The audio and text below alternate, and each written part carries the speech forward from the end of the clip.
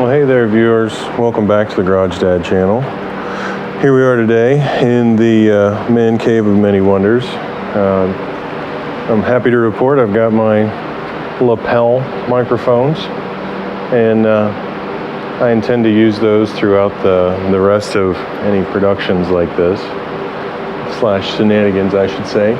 But anyway, the whole reason I did this is because I have a swamp cooler you might have heard in the background. I'll show you that here in a second.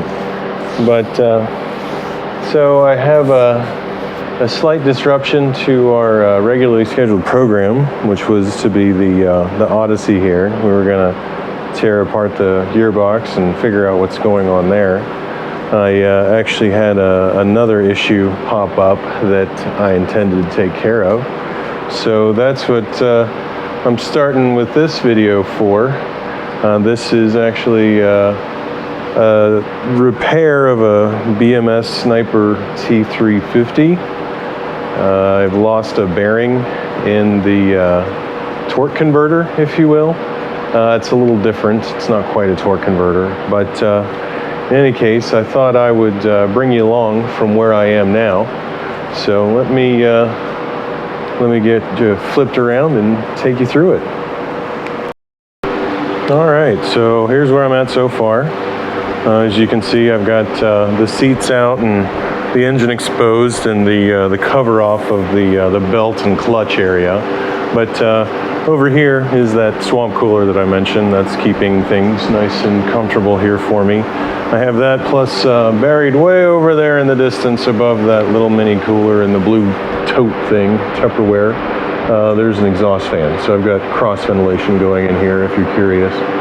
But anyway, so this beastie had been making a heck of a noise whenever I would take it out for a ride. It was kind of a scritching or constant, like almost like a vacuum sound, if you will, at start, and then whenever it was hot and it came back, it would make an awful noise when you'd shut it down. It was like, gosh, I don't even know how to describe it. In any case, so I had previously been inside this cover because the clutch had smoked, if you will. I thought I had ruined the belt because I'd gone up a grade that was a little too steep for this particular buggy, if you will, and it had put out a horrendous smell, and it of course stalled, if you will, right? The engine was going, but it just wasn't going anywhere.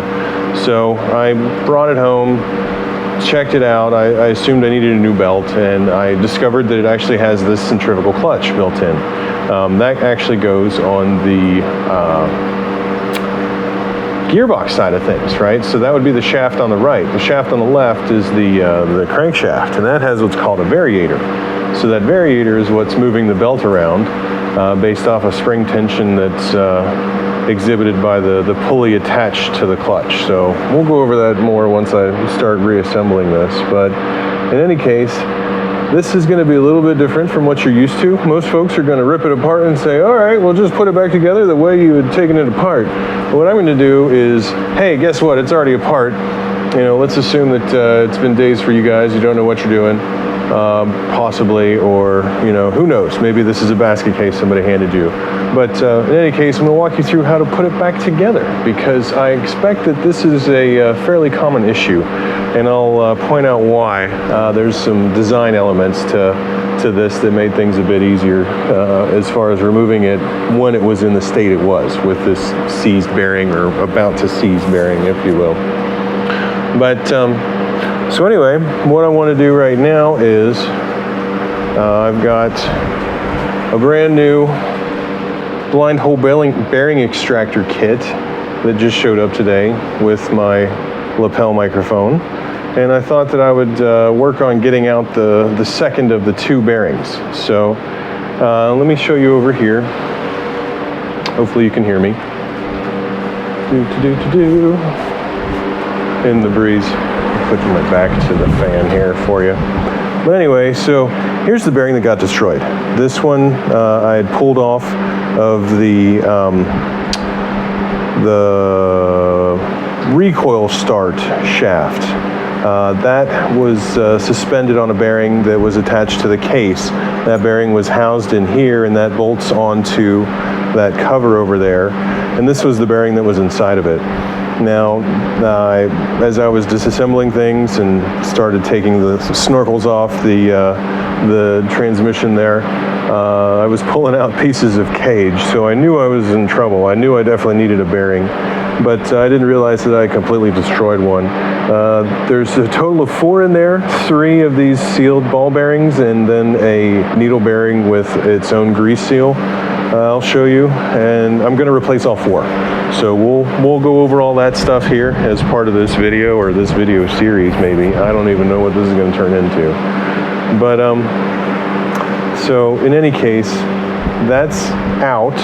I beat that out of that piece of aluminum using a drift punch, a brass drift, and I pulled the center piece off here, the center race, using a bearing puller. But let me see if I can find it. It did actually split. One side was quite obvious, but that was what the magic was. There it is, right there. That's how I got it off. Basically, the thing cracked, and when it cracked, it left behind a bunch of material. You can see it's awful. This race got overheated ridiculously versus the other. It's pretty well fine. I'm not going to grab it because it's full of balls. But anyway, so the recoil start shaft, if you will, is at the machine shop that helped me out with the Honda so much. Guy Adam at Section 8 Engineering. But he's going to take care of clearing off all that extra garbage that the inner race left behind.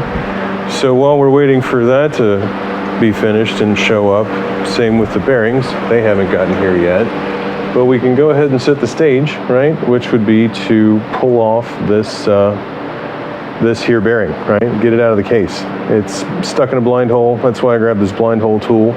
This is my first time, so don't make me nervous. We're going to give it a whirl and see if we can't jack that baby out. I've grabbed all the tools that I think I'm going to need in order to take care of it. So let me get things set up and let's do this. All right, here we are back on the floor of my garage. I figured that would be the easiest way to take care of this since I'm still figuring all this stuff out, man. I got a tripod and discovered it's not that long, and it would be really awkward to try to set it up over some sort of a bench because I'm jammed full to the gills with all kinds of goodies in here right now. So we'll make do with what we got. As you can see, I'm on my knees here, but it should work.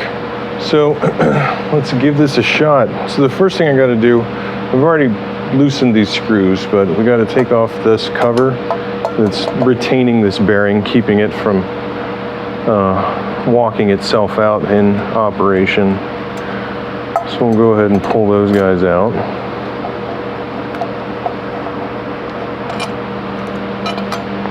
Set them aside. And then what I intend to do is place these blocks, if possible, there's no promises this is going to work, on either side here on those bosses. I'm hoping that's going to be about the strongest point. And assuming that it doesn't slip and get too crazy, jack off of those, right? So that way I don't run a risk of messing up the aluminum case or anything like that. So that's kind of the idea right now. So before we set that up, let's get the center in there. So this is a blind hole bearing extractor. The way it works is it has this center screw that you can turn in and out. As you turn it out, these fingers will collapse and allow you to slip it in and out of a given bearing. But as you turn it in, let's see if I can get this. As you can see, they will expand and reach out and grab that bearing, right? So that's what that lip there is for, is to attach to the inner race here. So that's all fine and dandy when your bearing is reasonably intact and not completely destroyed. But in the case of that other one, on the end of the output shaft, or the drive shaft, I should say, crankshaft, that's it. That one was pretty rough. So, but that was mounted right here on that aluminum piece that you saw earlier. So anyway, let's put this in here, repeat the process. Tighten it down and get it expanded.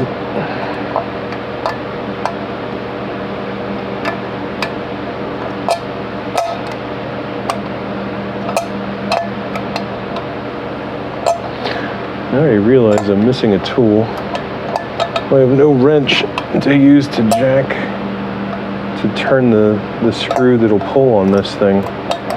So we'll get this as far as we can for now. If it'll even stand up. All right, we'll set those there, like so. Boom, boom, boom. And then this is going to be a little tricky. So what I'm missing is a wrench to turn this. I'm going to have to go grab that. So let me pause things. We'll be right back. All right, guys, I'm back. So I got a wrench that'll fit this baby. So we should be all good to go. I also took the liberty of lubricating things, right? Getting it all nice and slippery so that it shouldn't hopefully ruin the tool. So I think the first thing is going to be to screw this in here into the shaft.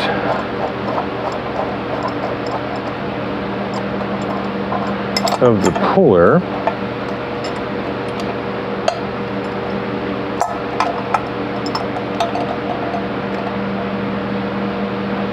And then get these arms settled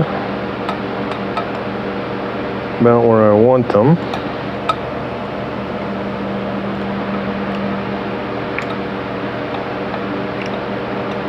Looks good-ish.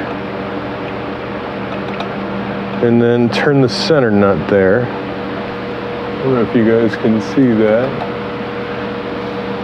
Oh. Had a screwdriver under my foot that didn't feel very nice. Anyway, you'll get the idea here in a minute. Let me get things tightened up.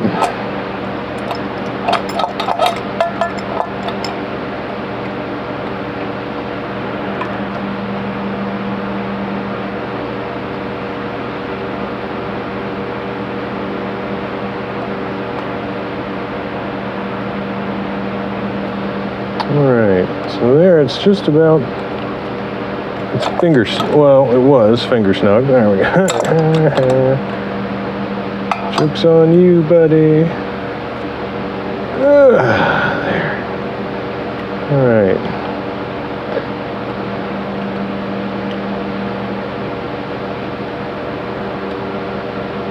So I believe you're supposed to hold it there and then jack. So my big concern is, are those wooden blocks going to allow it to explode out and destroy the case? That looks like mayhem right there, doesn't it?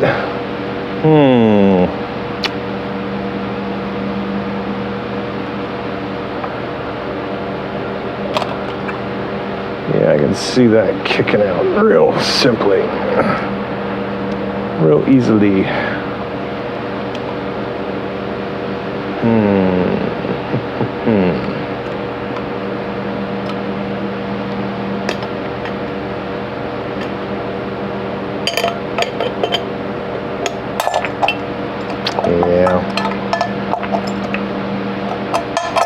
All right, plan B.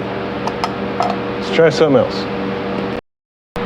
All right, let's try this again. Plan B. I like this one better.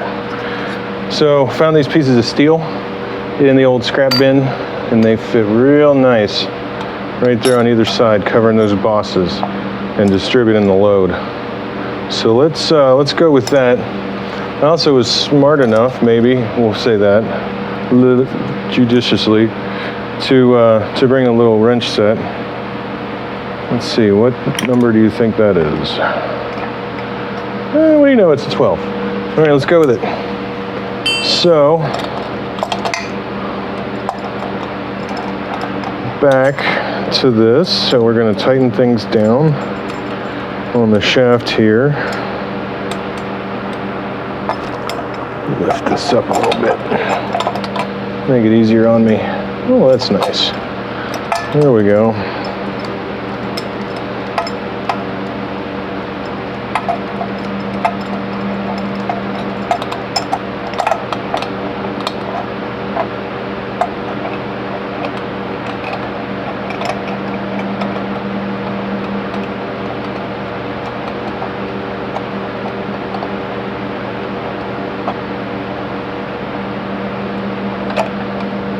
All right, that looks better. I feel better about it. Let's give this a try.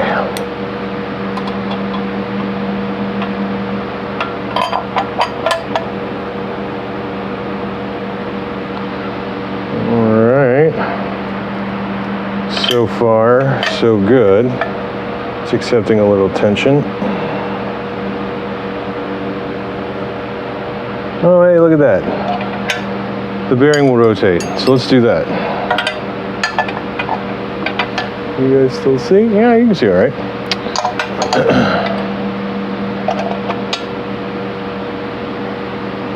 Whoop. Wrong way, dummy. In this case, it's backwards.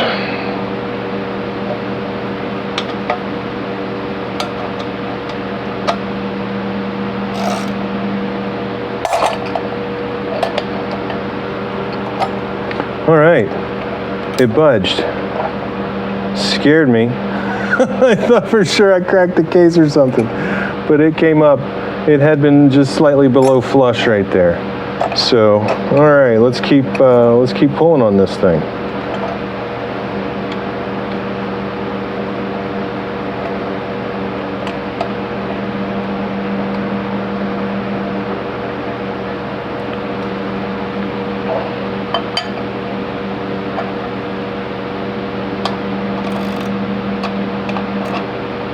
Well, that was right.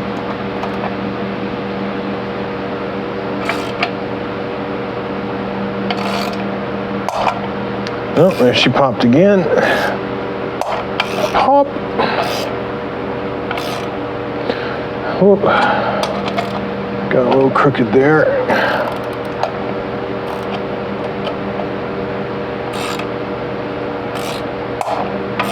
Pop.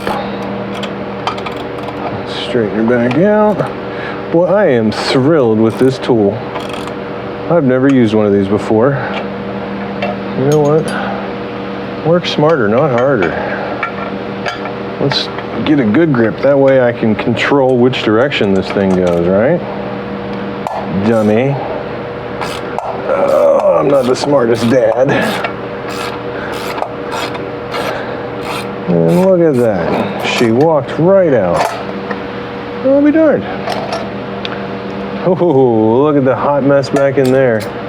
So I think that was something else that needed addressed, was this hunk of gunk, whatever that is. I don't know if that's something that came after me and my shenanigans, or if that was in there prior to, but if you notice, it's also a little bit greasy in there too. I believe that would be the grease melting out of the bearing itself. So, but anyway, great. Well, that sets the stage to press the new bearings in. I've got everything out except for needle bearing. We're gonna have to figure out how to get that out. Either I'm gonna beat it out with a drift punch like I did the other one of these, or I'll try one of my extractors. I know I have, I think 16 of them in that kit, something like that. So let's see if I can get this thing off.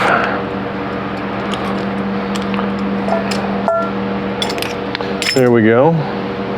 So for those of you at home, this is a 6006 RS. So it's a dual rubber sealed. This bearing I don't know if you can hear that. It's getting noisy. I don't trust it. I don't want to put it back in. If I'm in this far, I'm going to go ahead and pop it out and stick a new one back in. So this one's a 6006. That's a 6006. And then there's a 6309. And I forget what the needle bearing dimensions are, but I'll try to get some details and throw those in the description below. But anyway, so we'll check back whenever I've got parts, and we'll continue on. Thanks for watching.